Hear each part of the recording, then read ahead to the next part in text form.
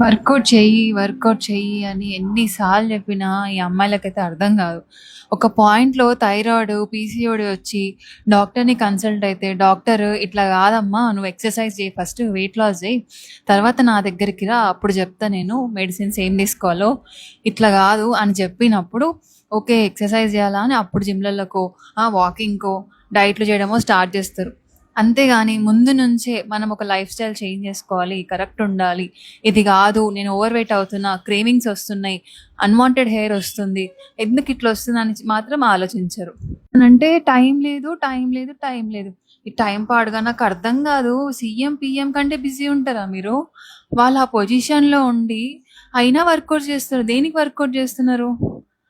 ఇష్టమైన సెలబ్రిటీలనే చూడండి కావాలంటే. ఒక హీరోనో, హీరోయినో ఇప్పుడు వాళ్ళంతా బావుండాలి, వాళ్ళంతా ఫిట్‌గా కనిపియాలి, వాళ్ళంతా యంగ్‌గా కనిపియాలంటే ఎన్ని వర్కౌట్స్ చేస్తారు, డైట్స్ చేస్తారు.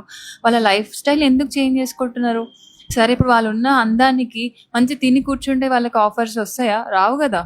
ఏదైనా కష్టపడితేనే వస్తాయి. మీరు కష్టపడితేనే లైఫ్ అనేది చేంజ్ అయితది.